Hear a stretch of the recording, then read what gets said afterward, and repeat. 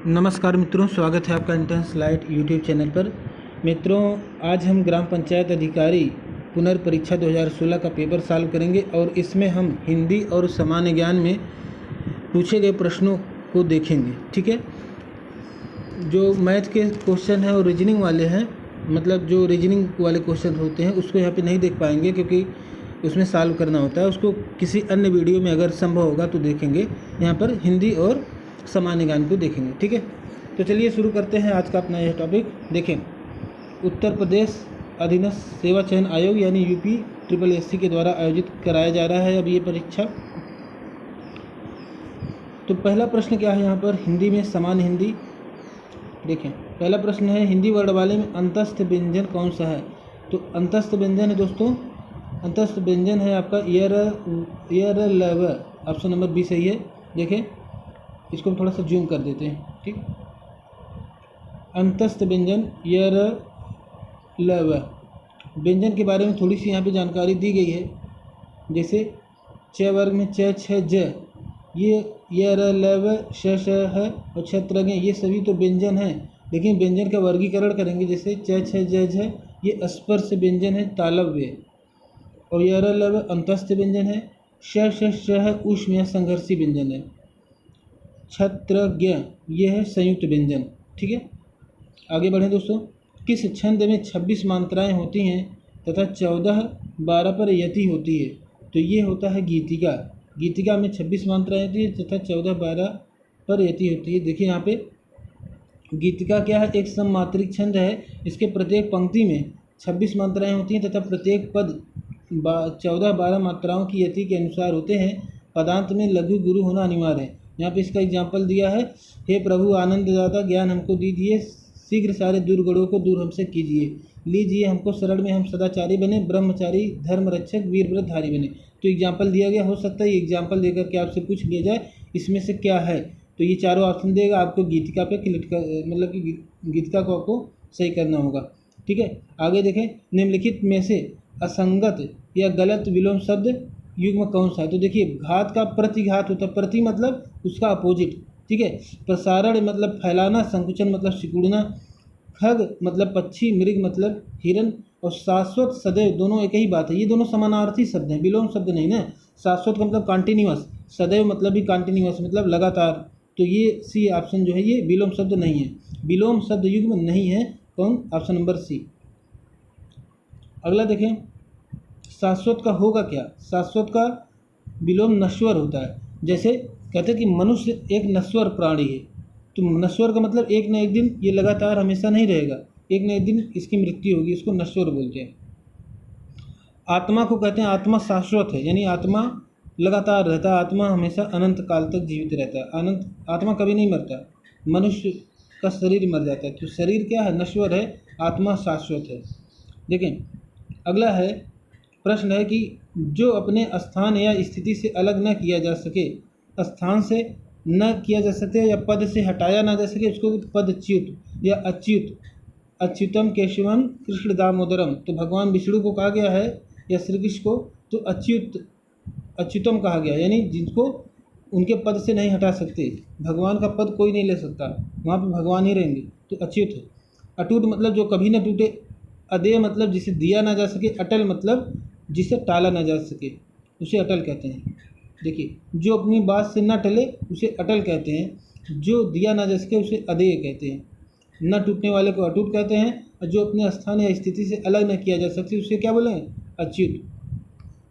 जीने की इच्छा को क्या बोलते हैं दोस्तों, ये बोलते हैं जिजीविषा। जिजीविषा जीने की इच्छा को बोलते हैं। जिज्ञासु जानने की इच्छा को बोलते हैं। अगर आपके अंदर कोई जानने की इच्छा है तो उसे जिज्ञासु बोलेंगे। और पिपासु यानी पीने की इच्छा को पिपासु बोलते हैं, जबकि जीने की इच्छा जो होती है जिजीविषा कहलाती है। ठीक है, ऑप्शन नंबर बी सही है। और जिगुषु किसे कहते हैं दोस्तों, तो जिगुषु जो है, यहाँ पर देखें सब एक्सप्लेनेशन यहाँ पे दिया हुआ है। जिगुषु बोलते हैं जो जीत का इच्छुक हो, उसे जिगुषु बोलते हैं। ठीक है, आगे बढ़ें, बाकी तीन तो हम बता ही चुके हैं। आगे देखिए, सख्यागमन, संख्यागमन नहीं, सख्यागमन यानी सखी धन आगमन, सखी के आगमन की बात हो रही। तो ऑप्शन नंबर कौन सा सही शब्द विच्छेद है, तो ऑप्शन नंबर ए सही है। अच्छा, इसमें कौन सा संधि, देखिए सखी धन आगमन, तो देखिए सखी धन आगमन है, यानी ये ई, यहाँ पे बड़ी ई की मात्रा लगा है ई पर, और यहाँ पे आ है, ई और आ मिलके यहाँ पे या बन गया, यानी ये कौन सी थी, यड़ संधि है। यड़ संधि की क्या विशेषता, यहाँ पे देखें एक्सप्लेनेशन में दिया हुआ है कि देखें सख्यागमन का सही संधि विशेष सखी धन आगमन है, इसे यड़ स्वर संधि कहते हैं। इसके अनुसार यड़ का नियम क्या है, यदि ई उ के बाद री के बाद कोई भी दूसरा स्वर आए, कोई भी दूसरा भिन्न स्वर आए, तो ई का बड़ा ई हो जाता, ई और बड़े ई का यह बन जाता है, और ऊ और बड़े ऊ का वह बन जाता है, तथा री का ये र हो जाता है, यानी प्र वाला जो र लगाते हैं यहाँ पे वो वाला र हो जाता है।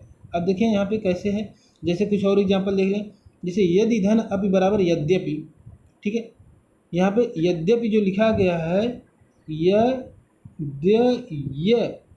पी, इस तरह से लिखा गया है। यद्यपि ऐसे शुद्ध रूप में लिखा जाता है, इसको दोनों को आधा द जो लिखा है, द पे हलंत है और यह है, ये दोनों को जोड़ करके इस तरह से ये के बाद जो वर्ड यहाँ पे दिख रहा है आपको वो लिखा गया है, ठीक है, तो इसको आप ध्यान दें। अगला एग्जाम्पल है प्रतिधन एक बराबर प्रत्येक, ठीक है, यहाँ पे त का आधा त बन गया और ए और ई और ए मल के यह बन गया, ठीक है। प्रभुधन ऐसड़ा, देखिए ऊ और ए बन के वह बनेगा यहाँ पर, तो देखिए प्रभवेशड़ा बन गया, प्रभवेशड़ा, ठीक है, इस तरह से यड़ संधि होता है। अगला प्रश्न है दोस्तों कि जब किसी सामान्य बात का कोई विशेष बात से या विशेष बात का सामान्य बात से समर्थन किया जाए तो वहाँ कौन सा अलंकार होगा। जब किसी सामान्य बात का विशेष बात से तथा विशेष बात का समान बात से समर्थन किया जाए तो वहाँ कौन सा अलंकार होगा, तो वहाँ पर होगा अर्थांतरन्यास अलंकार। कैसे होगा, एग्जाम्पल यहाँ पे देखें। देखिए जब किसी सामान्य बात का विशेष बात से तथा विशेष बात का समान बात से समर्थन किया जाए वहाँ अर्थांतरन्यास अलंकार होता है। जैसे जे रहीम उत्तम प्रकृति का कर सकत कुसंग, चंदन विश्व व्यापत नहीं लिपटे रहत भुजंग, ठीक है, क्या करें, कह रहे कुसंग का कोई प्रभाव नहीं पड़ता, चंदन विष व्यापत नहीं लिपटे रहत भुजंग, मतलब चंदन की लकड़ी के अंदर विष नहीं आता जबकि उसके अंदर भुजंग लिपटे रहते हैं। तो यहाँ पर क्या कर रहे हैं, चंदन जो कि एक महान पौधा है उसकी विशेषता किससे कर रहे हैं, उसकी विशेषता कर रहे हैं भुजंग से, और भुजंग के नेचर को चंदन के नेचर में आने का एग्जाम्पल देना चाहते हैं कि जैसे उत्तम प्रकृति के व्यक्ति में कुसंगति का कोई कुप्रभाव नहीं पड़ता, वैसे ही जैसे अब इस चीज़ का एग्जाम्पल दे रहे हैं आप चंदन वाले एग्जाम्पल से कि चंदन के जैसे भुजंग लिपटा रहता है फिर भी उसमें विष का प्रभाव नहीं आता, वैसे ही तो क्या कर रहे हैं, सामान्य बात का विशेष बात से और विशेष बात के समान बात से समर्थन हो रहा है। अशुद्ध वाक्य का चयन कीजिए। अशुद्ध वाक्य क्या, जैसे कामायनी उच्च कोटि का काव्य है, माता पिता पूजनीय है, अशुद्ध हो। देखिए ये ऑप्शन नंबर बी गलत है, क्यों, देखिए पहले पूजनीय नहीं होता, आपने वर्तनी में भी पढ़ा होगा, ये होता है पूजनीय, शुद्ध वर्तनी है पूजनीय, यहाँ पर वर्तनी की अशुद्धि है, ग्रामर की अशुद्धि नहीं है। तो यहाँ पर अशुद्ध वाक्य जब आप चयन करेंगे तो कई उसमें कारक हो सकते हैं, उसमें वर्तनी अशुद्धि आ सकती है, उसमें ग्रामेटिकल जो आपका व्याकरण का अशुद्धि आ सकता है, उसमें क्रम का जो भी है उसमें अशुद्धि हो सकती है। तो इन सभी बातों का ध्यान रखें। मात्रा का अशुद्धि हो सकता है और कामा पूर्ण विराम अल्प विराम आदि की अशुद्धि हो सकती है। अब चूंकि देखिए यहाँ पे पूर्ण विराम किसी में नहीं लगाया है, एक तरह से कह सकते हैं कि सभी अशुद्ध वाक्य, लेकिन आमतौर पे जैसे जब किसी में ये चीज़ें नहीं है तो आपको ध्यान देना होगा कि सबसे बेस्ट कौन सा ऑप्शन यहाँ पे होना चाहिए। देखिए दिए गए विकल्पों में से माता पिता पूजनीय वाक्य वर्तनी की दृष्टि से अशुद्ध है, इसका शुद्ध है पूजनीय होगा, ठीक है। अगला प्रश्न है छायादार शब्द किसका उदाहरण है। तो छायादार तत्सम है या देशज है या विदेशज या संकर है। तो ये देखिए संकर शब्द है, क्यों, क्योंकि देखिए दो भिन्न स्रोतों से आए, छाया और दार, ठीक है। तो छाया कौन सा देखिए शब्द है, संस्कृत का और दार है फारसी, छाया धनदार बराबर छायादार, ठीक है, छायादार बन गया। जैसे और भी कुछ ऐसे संकर शब्द होते हैं, जैसे रेल धन गाड़ी बराबर रेलगाड़ी। तो रेल अंग्रेजी शब्द है, गाड़ी हिंदी शब्द है, मिल गया रेलगाड़ी। रेलगाड़ी जो क्या है, यह संकर शब्द है। सील अंग्रेजी शब्द है, बंद फारसी शब्द, सील बंद एक शब्द होता है शील बंद, ठीक है, तो वो क्या है, वो भी संकर शब्द है। ये सभी संकर शब्द है, यानी दो अलग अलग भाषाओं से मिलके दो शब्दों को मिला के एक नया शब्द जब बनता है तो उसे संकर शब्द कहते हैं। शंकर, शंकर में ये वाला स लगा रहता है, देखिए भगवान भोलेनाथ वाला शंकर ये नहीं है, शंकर है, शंकर नहीं है। आगे बढ़ें। शंकर का मतलब होता है हाइब्रिड, दो चीज़ों को मिलाकर तीसरी चीज़ बनाना। अगला देखें, निम्नलिखित में से किस विकल्प में सभी शब्द भाववाचक संज्ञा शब्द हैं। देखिए भाववाचक, देखिए अमीर गरीब समूह मिठास, देखिए मिठास तो जो है भाववाचक है, क्या समूह भाववाचक है, नहीं। अगला देखिए जवानी खटास पुस्तक गंगा, देखिए क्या पुस्तक भाववाचक है, पुस्तक से कौन सी भाव आ रही है, नहीं आ रही, ठीक है। खटास तो भाववाचक है। सी देखें, रसीला कड़वाहट बुढ़ापा उन्नति, तो देखें रसीला स्वाद है, कड़वाहट एक स्वाद है, बुढ़ापा एक अवस्था है जो कि एक भाव को प्रकट कर रहा है, उन्नति भी एक भाव है कि उन्नति करना, ठीक है, तो ये भाव को दर्शा रहा है, तो भाववाचक संज्ञा शब्द हैं। Option number C. देखिए दिए गए विकल्पों में रसीला कड़वाहट बुढ़ापा उन्नति सभी भाववाचक संज्ञा हैं। जिस शब्द से किसी भाव गुण दशा आदि के ज्ञान का बोध होता है वह भाववाचक संज्ञा कहलाता है, जैसे नारित्व वीरता थकान समीपता आदि।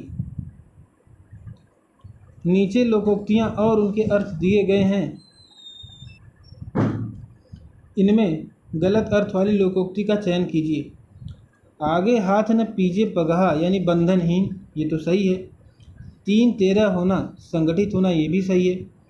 ये नहीं, 3-13 होना ये गलत है। एक टसकाल के ढले हैं सब एक जैसे हैं, ये सही है। आँख के अंधे गांठ के पूरे मूर्ख लेकिन धनवान, ठीक है, आँख के अंधे गांठ के पूरे, मूर्ख तो हैं लेकिन धनवान हैं, गांठ के पूरे हैं, ठीक है। तो जो सही है वो ए भी सही है, बी भी सही है, डी भी सही, लेकिन बी वाला जो 3-13 होना इसका क्या अर्थ है, यानी तीतर बीतर हो जाना। 3-13 होना मतलब क्या, बिखर जाना, ठीक है। यहाँ पे देखें दिए गए विकल्प में से 3-13 होना संगठित होना अर्थ की दृष्टि से गलत है। 3-13 होना मतलब होता है बिखर जाना, अलग अलग हो जाना। वाक्य प्रयोग देखें, पुलिस को देखते ही चौराहे पर खड़े चोर 3-13 हो गए, ठीक। अगला देखें, गूलर का फूल होना, मुहावरे का सही अर्थ क्या है, फूल की तरह खिलना, अति प्रसन्न होना, दुर्लभ वस्तु से तो दुर्लभ वस्तु होता है। गूलर का फूल होना। इससे एक और मुहावरा है ईद का चांद होना, उसका भी है दुर्लभ होना, ठीक है। बहुत दिन बाद दिखाई पड़ना, अगर बहुत दिन बाद किसी मिलते हैं तो लोग कहते हैं आप गूलर के फूल हो गए, बहुत दुर्लभ हो गए, ठीक है। ईद के चांद हो गए। गूलर का फूल होना मुहावरे का अर्थ दुर्लभ वस्तु है, सभी विकल्प तर्क संगत नहीं है। वाक्य में प्रयोग में राम को काफ़ी दिनों के बाद देखने पर अमित ने कहा जब से तुम्हारी नौकरी लगी तुम तो गूलर का फूल हो गए हो। मैंने राधा के लिए कपड़े खरीदे, इस वाक्य में कारक का प्रकार बताइए। राधा के लिए, देखिए शब्द क्या आ रहा है, के लिए आ रहा है, के लिए किसका उदाहरण है, तो ये संप्रदान का है। जब किसी के लिए होता है कोई कार्य तो संप्रदान मतलब इसको प्रदान कर दिया जाएगा कपड़ा, समधन प्रदान, ये बात ध्यान रखिए। कहते हैं कर्ता ने, कर्ता का पहचान क्या है, कर्ता ने करण को, कर्ता ने कर्म को करण से अपादान से अलग होने की स्थिति में, से अलग होने की स्थिति में संप्रदान के लिए, संप्रदान के लिए, ठीक है। तो मैंने राधा के लिए कपड़े खरीदे वाक्य में संप्रदान कारक है, जिसके लिए कोई क्रिया संपन्न की जाए या जिससे कुछ प्रदान किया जाए या दिया जाए, ठीक है, वहाँ संप्रदान कारक होता है। इसका कारक चिन्ह को के लिए ए होता है, देखिए के लिए ही नहीं, केवल के लिए के साथ को ए और भी होता है, ठीक है। तो कुल मिला के जब किसी कोई चीज़ प्रदान किया जाता है तो संप्रदान हो जाता है, ये बात ध्यान दें। नेक्स्ट है मित्रों, किसी भाव की परिपक्व अवस्था को रस कहा जाता है। तो किस भाव की परिपक्व अवस्था को रस कहता है? अनुभव, विभाव, संचारी भाव या अस्थाई भाव? तो ये आपका अस्थाई भाव की परिपक्व अवस्था को रस कहा जाता है। ऑप्शन नंबर डी सही है। अस्थाई भाव ही रस का आधार है। अस्थाई भाव की संख्या 9 मानी गई है। एक रस में मूलतः एक ही अस्थाई भाव होता है जो काव्य शुरू से आखिर तक होता है। तिरंगा में कौन सा समास है? तिरंगा में कौन सा समास है? तो देखें, तिरंगा में द्विगु समास। द्विगु समास का मतलब क्या है? जिसमें शुरुआत में एक संख्यावाचक शब्द आता है, जैसे तीन धन रंग। तिरंगा का मतलब क्या है? तीन धन रंगा, तीन धन रंगा बराबर तिरंगा।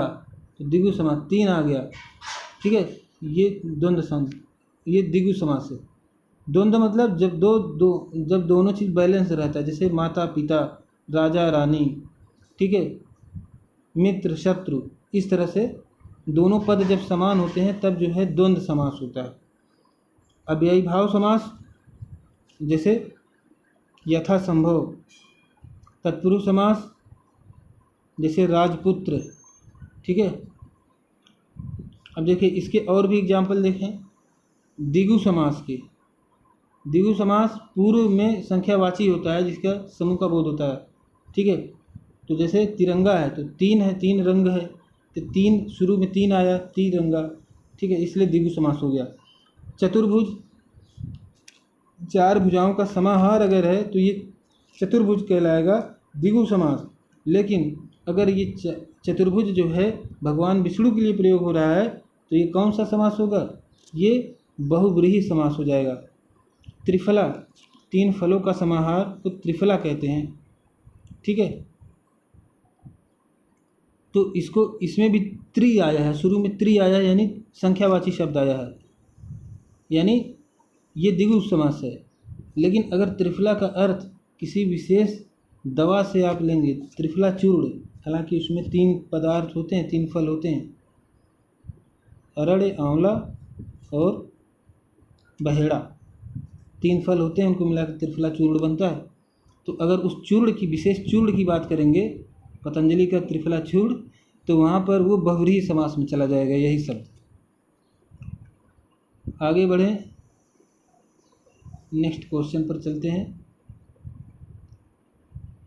ये देखें, अभ्यांतर का सही अर्थ क्या है? अभ्यांतर किसी वस्तु का आभा, किसी वस्तु का बाहरी भाग, किसी वस्तु से भिन्न या किसी वस्तु का भीतरी भाग। तो अभ्यांतर का मतलब होता है किसी वस्तु का जो है भीतर का भाग, अभ्यांतर कहलाता है। अभ्यांतर का विलोम ब्राहा होता है, ब्राहा, ठीक है। देखिए विलोम शब्दों में एक बात ध्यान दीजिएगा कि जैसे कोई तत्सम शब्द है तो उसका जो विलोम आप सिलेक्ट करेंगे ऑप्शन में से, कोई तत्सम शब्द ही लेंगे, जैसे उसके विलोम को भी तत्सम शब्द में लेंगे। ऐसा नहीं है, जैसे कि अगर गरीब है तो उसका विलोम जो होगा अमीर होगा, ठीक है। आप ऑप्शन में अगर अमीर और धनी दोनों दिया है तो आप धनी नहीं लगाएंगे, अमीर ही लगाएंगे, गरीब का अमीर। तो इससे से जो तत्सम शब्द है तो तत्सम लगाएंगे और तद्भव है तो तद्भव लगाएंगे, तद्भव का मतलब विलोम खोजेंगे। अगला प्रश्न है 17वां, किस क्षेत्र की बोली को काशिका कहा गया है? भीलवाड़ा, दिल्ली, वाराणसी या सूरत? तो किस क्षेत्र की बोली को काशिका कहा गया है? तो ऑप्शन है वाराणसी सही है, क्योंकि भाषाई परिवार के अनुसार काशिका एक भारतीय आर्य भाषा है जो वाराणसी और उसके आसपास के क्षेत्रों में बोली जाती है। काशिका भाषा का विस्तार भोजपुरी भाषा क्षेत्र के पश्चिमी हिस्से से लेकर अवधी भाषा के क्षेत्र तक है। इस प्रकार यह भारतीय भाषा शाखा की पूर्वी शाखा के अंतर्गत आता है। मुख्य रूप से काशिका भाषावादी जिले वाराणसी, आजमगढ़, इलाहाबाद, काशी के नाम पर भी इस भाषा का नाम काशिका पड़ा। समूहार्थक शब्द को चिन्हित कीजिए। तो समूह किसको, कौन सी चीज़ समूह को रिप्रेजेंट कर रहा है? ठीक है, तो क्या पुरुष समूह को रिप्रेजेंट कर रहा है? नहीं। क्या गमला समूह को रिप्रेजेंट कर रहा है? नहीं। क्या गुलाब? तो गुलाब तो एक फूल की बात कर रहा है। लेकिन देखिए सत्वक, सत्वक का अर्थ क्या है? फूलों का गुच्छा। सत्वक का अर्थ यहाँ दिया, देखिए फूलों का गुच्छा या गुलदस्ता। तो गुलदस्ता एक समूह को रिप्रेजेंट करेगी। गुलदस्ता में बहुत सारे फूल होते हैं, नाना प्रकार के फूल होते हैं। ये समूहार्थक शब्द है। ठीक है। नेक्स्ट है जूही की कली कविता के लेखक कौन है? तो इसके लेखक हैं निराला जी, सूर्यकांत त्रिपाठी निराला। जूही की कली कविता के रचयिता हैं निराला जी। इनकी अन्य महत्वपूर्ण रचनाएं हैं अनामिका, परमिल, गीतिका, कुकुरमुत्ता, नए पत्ते, संध्या काकली, अप्सरा, प्रभावती, चोटी की पकड़, लिली, सुकुल की बीवी आदि। निम्नलिखित में से मिश्र वाक्य का चयन कीजिए। तो मिश्र वाक्य का चयन कीजिए। देखिए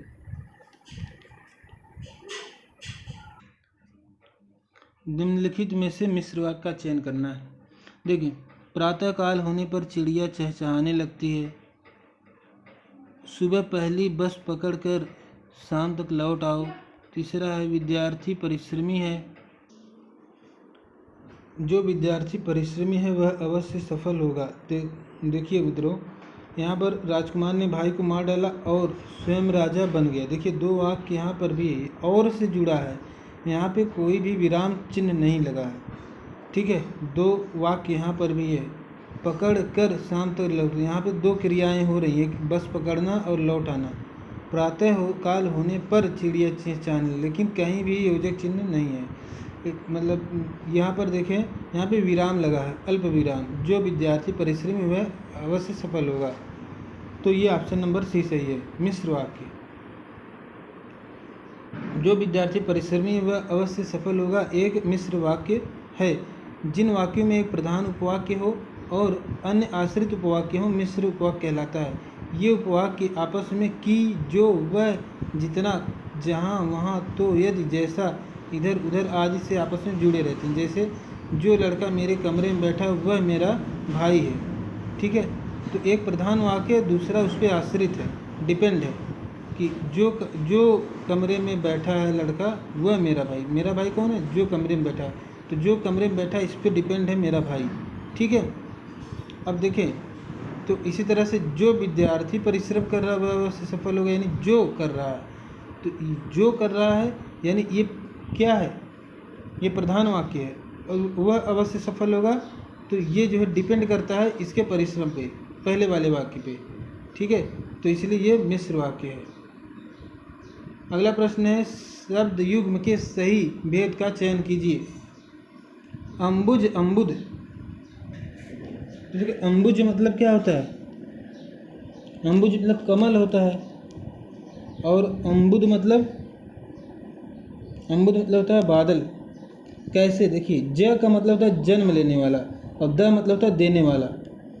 अम्बु मतलब होता है जल, तो अम्ब धन ज यानी अम्ब यानी जल में जन्म लेने वाला, वो होता है कमल। और अम्ब को देना वाला यानी पानी देने वाला कौन? बादल है।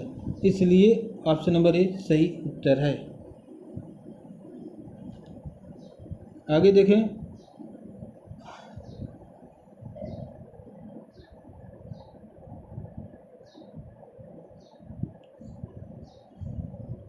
अम्बुज मतलब कमल और अम्बुद मतलब बादल। ठीक है, आगे बढ़ते हैं। जो समानार्थी शब्दों की पुनरुक्ति के बीच में किस विराम चिन्ह का प्रयोग होता है? दो समानार्थी शब्दों की पुनरुक्ति के बीच में किस विराम चिन्ह का प्रयोग होता है? समानार्थी शब्द अगर आते हैं, दो समानार्थी शब्द आते हैं तो वहाँ पर अल्पविराम, अर्धविराम, योजक या कोष्टक कौन सा? तो दोस्तों इसमें जो है योजक चिन्ह का प्रयोग होता है दो समानार्थी शब्दों की पुनरुक्ति के बीच। अब चलिए इसका एग्जाम्पल भी देख लें। देखिए योजक चिन्ह जैसे कपड़ा लत्ता, धन दौलत, मान मर्यादा। ठीक है, दोनों समानार्थी हैं लेकिन उनके बीच योजक चिन्ह आ रहा है। समासित पदों या पुनरुक्त और युग्म शब्दों के मध्य किया जाता है। जैसे जय पराजय, लाभ हानि, दो राष्ट्रभक्ति के बीच में योजक चिन्ह का प्रयोग होता है। तो एक हो गया समानार्थी शब्दों के बीच, दूसरा समासिक पदों के बीच, युग्मों के बीच। यहाँ पे विलोम शब्द आ रहे हैं, लाभ हानि, दो दो, राष्ट्रभक्ति और जय पराजय। तुलनावाचक जिसमें सा सी से के पहले, जैसे चांद सा चेहरा, चांद सा चेहरा, फूल सी मुस्कान, इस तरह से यहाँ पे सी के पहले आ रहा है, से के पहले आ रहा है। सार्थक निरर्थक शब्द युगों के बीच, जैसे अनाप शनाप, उल्टा पुल्टा, काम वाम आदि होता है। अगला है पत्थर का पर्यायवाची नहीं है, पाहन, उपल, पाषाण, उरग। तो इसका क्या है, उरग मतलब क्या होता है, सांप। उरग मतलब क्या होता है, सांप। और उपल, पाषाण, पाहन, ये सभी पत्थर के पर्यायवाची हैं। और सर्प के अन्य पर्यायवाची देखें, अहि, नाग, भुजंग, विषधर, ब्याल, पन्नग, सांप, सारंग आदि हैं। ठीक है, सारंग। जबकि पाषाण, अश्व, प्रस्तर, पाहन आदि पत्थर के पर्यायवाची हैं। इस प्रश्न के पहले और अंतिम भाग को क्रम से 1 और 6 की संख्या दी गई है। इनके बीच में आने वाले अंश को 4 भागों में बांट करके लिखा गया है। इनका जो क्रम करके एक वाक्य बनाना, देखिए जैसे ये है, इस तरह से है। पहला वाक्य फिक्स है, अंतिम वाक्य भी फिक्स है। ठीक है, इसके बीच वाला आपको व्यवस्थित करना, जैसे आप सबको धोखा, आप सबको धोखा दे सकते हैं पर खुद को नहीं, इस तरह से कह सकते हैं। लेकिन हमें सबको सजाना, देखिए आप सबको धोखा दे सकते हैं पर, यह पहले ले लेंगे, आप सबको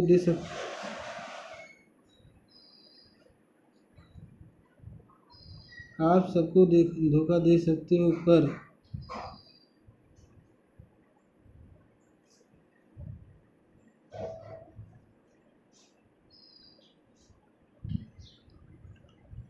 आप सबको धोखा दे सकते हो पर खुद को नहीं दे सकते, पर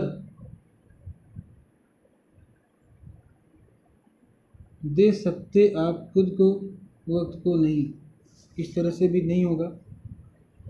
आप सबको धोखा दे सकते हो पर खुद को नहीं दे सकते हैं, पर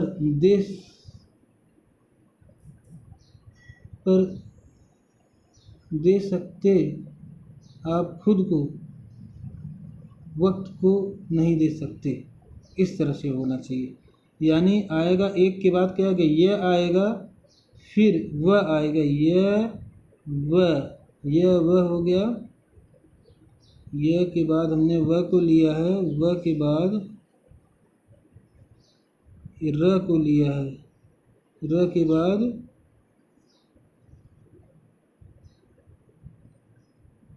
ल को लिया है, यह वह र ल, यह वह र ल, तो यह वह, ऑप्शन नंबर इसमें डी दिया गया है, र से शुरू किया है। इस प्रश्न को आप खुद से भी हल करिएगा, देखिए हमारा गलत हो गया। यहाँ पे आंसर देखते हैं, देखिए आप सबको धोखा दे सकते हैं पर खुद को नहीं दे सकते, आप खुद को धोखा दे सकते हो पर वक्त को नहीं दे सकते। ठीक है, ये वाक्य सही है। तो र व ल यह है। ठीक है, इस तरह से कभी कभी छोटी छोटी चीज़ें भी परेशान कर देती हैं। नेक्स्ट है परिमाणवाचक क्रिया विशेषण अव्यय क्या है। तो इसमें से बताना है परिमाणवाचक कौन सा है। तो देखें, जो शब्द क्रिया की विशेषता बतलाते हैं उन्हें क्रिया विशेषण कहा जाता है। ये प्रमुख 4 प्रकार के होते हैं। स्थानवाचक, जिसमें यहाँ वहाँ इधर उधर। कालवाचक, रात भर, आजकल, हर बार, प्रतिदिन आदि। परिणामवाचक, बहुत कुछ, अत्यंत, थोड़ा, किंचित, तिल तिल आदि ये परिणामवाचक क्रिया विशेषण है। तो यहाँ पर जो है अत्यंत ये है परिणामवाचक क्रिया विशेषण। क्षण भर कैसा है, ये तो कालवाचक हो गया, ठीक है। देखिए कालवाचक। अवस्थानवाचक अन्यत्र हो गया, अन्यत्र जो ऑप्शन ए में दिया गया था, ये देखिए सॉरी सी में दिए गए थे, ये कालवाचक हो गया, ठीक। नेक्स्ट पे चलते हैं दोस्तों। कितने प्रश्न हो गए हमारे? 25 प्रश्न हुए हैं और 30 मिनट हो गए। चलिए थोड़ा सा स्पीड बढ़ाते हैं, इधर आगे बढ़ना है। 25 के बाद देखिए अगला 26 से 30 तक है, गद्यांश है और उस पर आधारित कुछ प्रश्न नहीं है। आई होप कि आप सब कर लेंगे, लेकिन फिर भी हम जल्दी जल्दी इसको करने की कोशिश करते हैं। ये प्राचीन समय में भारत विश्व में शिक्षा और संस्कृति का प्रमुख केंद्र था, ठीक है। देश विदेश के विद्यार्थी यहाँ शिक्षा प्राप्त करने आते थे। प्राचीन भारतीय शिक्षा प्रणाली के अंतर्गत विद्यार्थी को पुस्तकीय ज्ञान और आध्यात्मिक ज्ञान प्रदान करने के साथ साथ उसे शारीरिक शिक्षा भी प्रदान की जाती थी। उसे युद्ध कौशल भी सिखाया जाता था। इस प्रकार प्राचीन शिक्षण संस्थाएं आश्रम विद्यार्थी की चहुमुखी विकास का ध्यान देते थे। आज स्थिति भिन्न है, मतलब आज डिफरेंट है, चहुमुखी विकास नहीं हो रहा है, ठीक है। देखिए वर्तमान में दोषपूर्ण शिक्षा प्रणाली सिर्फ डिग्रीधारी बेरोजगारों की भीड़ उत्पन्न कर रहा है।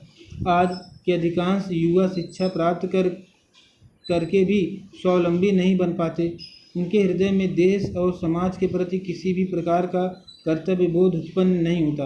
वे अपनी प्राचीन परंपराओं का सम्मान नहीं करते। वर्तमान शिक्षा प्रणाली युवाओं में राष्ट्र गौरव की भावना उत्पन्न करने में असफल रही है।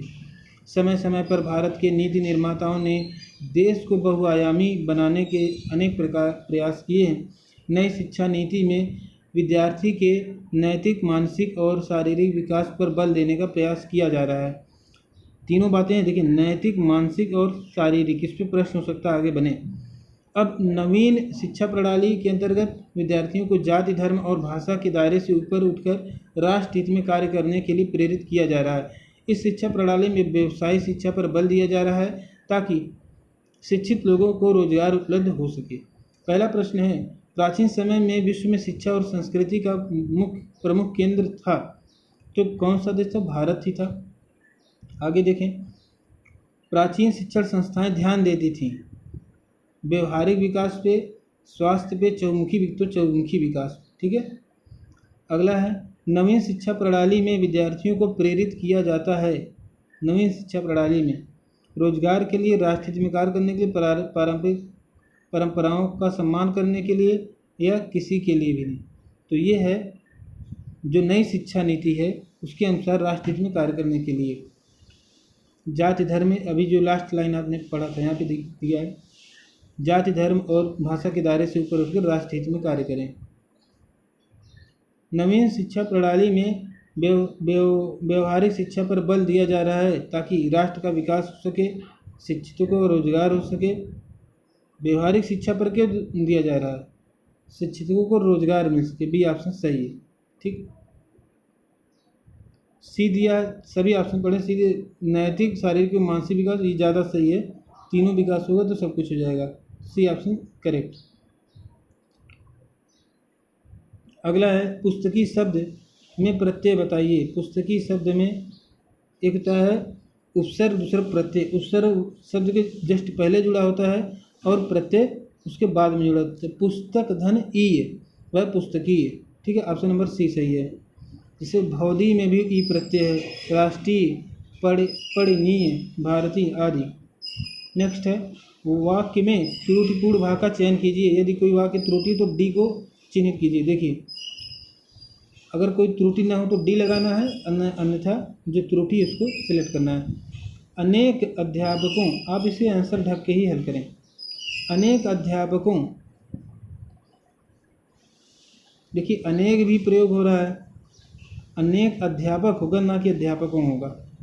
शिक्षाविदों तथा भाषा शास्त्रियों का सहयोग मिला है। अब इसमें देखें, ऑप्शन नंबर ए गलत है, त्रुटि इसमें है। क्यों? या तो कहिए अनेक, जब अनेक कर अध्यापक होना चाहिए, अनेक अध्यापक शिक्षाविदों और भाषा शास्त्रियों। या फिर अनेक शब्द का प्रयोग न करें, अध्यापकों, शिक्षाविदों तथा भाषा शास्त्रियों। इस तरह से आप वाक्य को लिखेंगे। अनेक अध्यापक होगा, देखिए क्या है, अनेक अध्यापक जो है अनेक अध्यापक होगा, ठीक है, क्योंकि अनेक अपने आप में बहुवचन बना दे रहा है इसे, ठीक। बहुवचन शब्द, बहुवचन संज्ञा का प्रयोग नहीं होना चाहिए। निम्नलिखित में से कौन सी पुस्तक प्रेमचंद द्वारा लिखित नहीं है, ठीक है। तो कायाकल्प प्रेमचंद की रंगभूमि और कर्मभूमि भी है, और ध्रुव सामनी नहीं है। ध्रुव सामनी जयशंकर प्रसाद की रचना है। निम्नलिखित में से कौन अष्टछाप का कवि है? अष्टछाप का कवि कौन है? तो सूरदास है। अष्टछाप 8 भक्तिकालीन कवियों का समूह था। इसमें कुंभन दास, सूरदास, कृष्णदास, परमदास, गोविंद स्वामी, नंददास, छीत स्वामी, चतुर्भुज दास आदि थे। इन्होंने अपने पद एवं कीर्तनों में भगवान श्री कृष्ण की लीलाओं का गुणगान किया। वह बहुत मधुर गाता है। इसमें इस वाक्य में प्रविशेषण शब्द का चयन कीजिए। तो जो विशेषण की विशेषता बतलाता है उसको प्रविशेषण कहते हैं। तो मधुर, देखिए एक होता है गाता, गाने की विशेषता मधुर है, और मधुर की विशेषता बहुत है। तो बहुत क्या है? प्रविशेषण है। Option number B is right. विशेषण की विशेषता बता दे। तो मधुर है, तो कितना मधुर? बहुत मधुर। देखिए विशेषण की विशेषता बतलाने वाले शब्द को प्रविशेषण कहते हैं। वह बहुत मधुर गाता है में बहुत प्रविशेषण है, क्योंकि मधुर अर्थात विशेषता की विशेषण की विशेषता बता रहा है। ये गलत लिखा, देखिए विशेषता का विशेषण है बल्कि विशेषण की विशेषता लिखना चाहिए यहाँ पे, ये गलत मिसप्रिंट हुआ। निम्नलिखित में से किसको साहित्य अकादमी पुरस्कार मिला?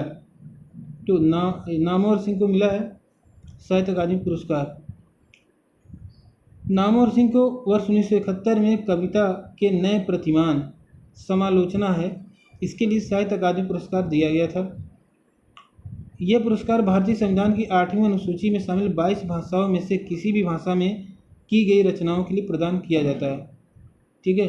तो जो ये साहित्य अकादमी पुरस्कार है, यह जो हमारे 8वीं अनुसूची में 22 भाषाएं जो शामिल हैं, उसमें शामिल किसी भी भाषा में अगर कोई रचना की गई तो उसके लिए ये प्रदान किया जा सकता है। नेक्स्ट है मित्रों, ज्ञानपीठ पुरस्कार किस भाषा से संबंधित है? तो देखिए अभी हमने जो एक्सप्लेनेशन पढ़ा उसी में इसका उत्तर है संविधान की 8वीं अनुसूची की सभी भाषाओं से, ठीक है। इन सभी भाषाओं में से किसी भी भाषा में अगर वो रचना लिखी गई है तो वह ज्ञानपीठ पुरस्कार पाने के लिए एलिजिबल हो जाती है, उसे दिया जा सकता है।